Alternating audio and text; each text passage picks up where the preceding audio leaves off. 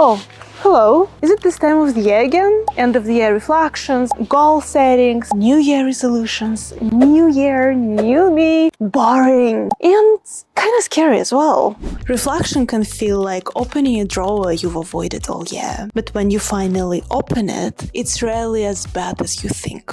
So this video is not another motivational pep talk. It's a raw reflection from another human being who's had a mixed, complicated year just like most of us. So come, sit with me. I'll tell you how I spent this year, how I coped with setbacks and what I learned along the way. So maybe you will see your own year a little differently too. Let's briefly talk about reflection. Like, what's so important or special about it? And I'm gonna tell you already now, it's not only about just getting clarity. If we don't dare to look at something, it quietly holds a lot of power over us. And we start imagining it being worse than it actually is. Another thing about reflection is that adult life has no milestones. In school, you get grades, semesters, feedback, clear check-in points. As adults, we usually work, sleep, repeat. Life feels a little bit monotonous. Maybe you'd get a quarterly review if your manager remembers, but who's asking the bigger question? Am I still happy? Am I still on the right track?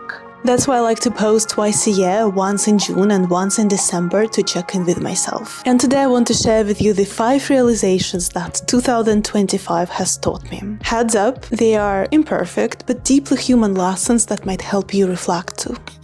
Number 1, postponing life. For a while, there was something in my life that made me genuinely unhappy. I would get up thinking like, oh, how can I get out of it? This makes my life so unbearable and so tough. And my whole essence, my whole energy would be devoted to solely one thing, to getting out of it. Maybe you can relate to it and you've been there too, where you are in a job that drains you, or you got in a relationship that hurts you, or just the environment around you feels wrong. In coaching, I see it in 3 particular examples. 1 is people postpone living until they get a job in the Netherlands. 2 is when their business matured enough. And 3 is when their relationship dynamics healed enough. And in moments like this, when there is something in our lives that hurt us deeply, it's normal to think like, once this thing is over, I will start living. And that's a trap. Well, kinda. I'm saying kinda because there are moments in life that genuinely require us to pull all the stops, to get into this tunnel vision, to make things work or to fix it in our lives. But we need to watch out because it's a dangerous place. If we get into a habit of constantly postponing life until we get this job, until we heal our, relationship dynamics, until XYZ happens, then we keep postponing our life indefinitely. We're basically always on this kind of standby mode, preparing to live. And that's a tricky place to be. So this year, my realization was, if my happiness depends on the next escape, I will never actually arrive. So the big focus of this chapter of my life has been on the fun activities. Like, what can I do already now to make my life actually feel fun and enjoyable? What makes me happy and fulfilled is attending breathworks, cacao ceremonies, going on short trips, and going to sauna. If you have any ideas or want to share some activities that make your life fun, then post them in the comments below. And if you also feel like you've been postponing your life and let your relationships and career run on autopilot, come join my new exclusive community, the Self Lab. There you will learn how to reconnect with yourself and create that kind of love and career that truly fulfills you. And finally, start attracting instead of chasing. Join us for 7 days free and see what changes when you finally make space to listen to yourself. I'm still young and learning, and I don't have experience in all possible areas of life. And truthfully, no one does. So when I face something new, I do what any reasonable, educated person does. I do research. But sometimes research is not enough. This year, I worked with someone who looks fantastic on paper. I researched everything about them. Their education, work experience, previous references, what other people said about them, like everything I could find. And it all looked not just good, but top-notch. And still something felt off, and I could not explain what. Like, I would try to talk about it to my boyfriend, my parents, my friends, and I would not be able to put it into words. It was just a feeling. I decided to pay attention to this. Not to trust it yet, but to really pay attention. So I was at the gym, and I vividly remember this moment when I thought, like, yeah, everything checks out and I'm gonna move forward with this person, but I clearly noticed that something says no in me. So I'm going to move forward and gather data to see how it plays out in the end and decide whether this gut feeling was worth trusting. A few months forward,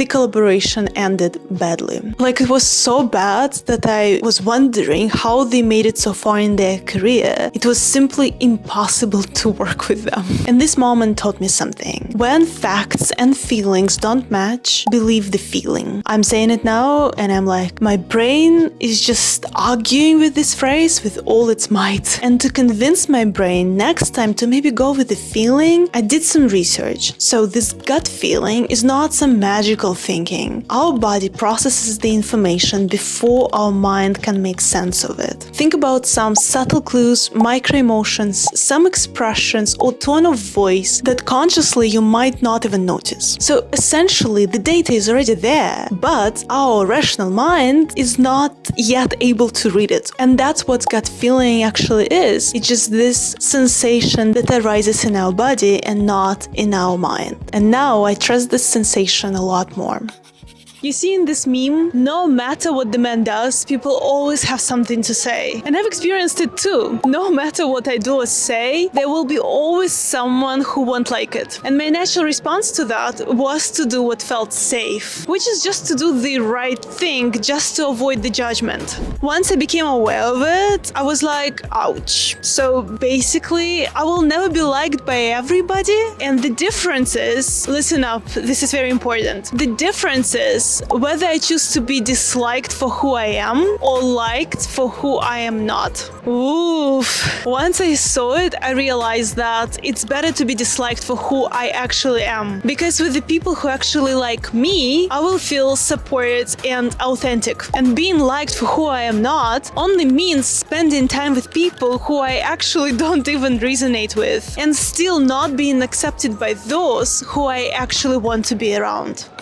Number 4, everything has two sides. Part of this year was rough. I had to stay silent for months, and it naturally took quite some energy from me. One way to look at it would be, I just wasted half of the year. And it was tempting to look at it like that. But then I remembered something from psychology called reframing. The notion behind it is that our brain cannot tell the difference between what's really happening in the outside world and what's happening inside our head, like which story we're telling ourselves. Which means that we can choose the narrative we present ourselves with. And if you think about it, it's really powerful. Basically, no matter what crap happens in your life, you can choose to reframe it. So for me, I chose to see this period of my life as this. It was a really nice and refreshing break to zoom in on what's actually important for me. I learned a lot about myself, like how resourceful and assertive I can be. I also learned a lot about relationships around me and how strong my connection to my partner actually is. See, everything has two sides. There is this duality in life, and we get to choose which one we can internalize. Of course, it's not as simple, because if it was, we could just come to a depressed person and be like, hey, you see, you actually have a lot to be grateful for example, XYZ, and they would be like, oh really? Yeah, thank you for pointing this out. Now I'm no longer depressed. Of course, this is not how it works, because reframing is a skill and it takes time and guidance to master it. But once you do, you can start seeing life in many different colors and even choose the colors that you want to see.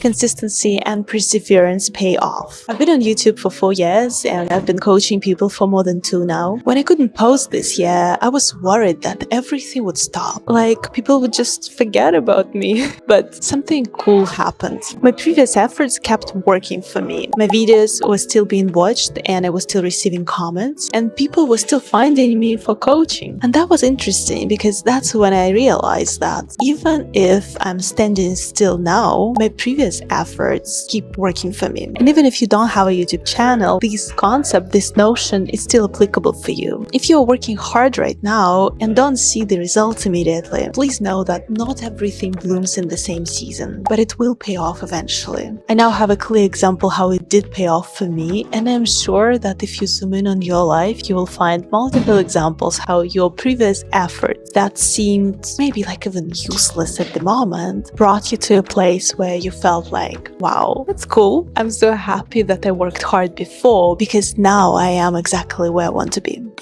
If you want to hear my other 5 reflections that are a little bit more raw and less filtered, I'll post them in my exclusive community, the Self Lab. Join us if you want to press reset and find what's not working in love, career, and life in general. So you will stop settling for good enough and find what actually feels aligned. And if you join us now, you get a chance to win the planner I've created. It's designed to help you stop overthinking and get back to the driver's seat of your life. Check out the links in the video description below, or scan this QR code to check out the community for free. Alright, thank you so much for watching this video until the end. Hopefully I will see you either in the next video or inside my community. Bye for now.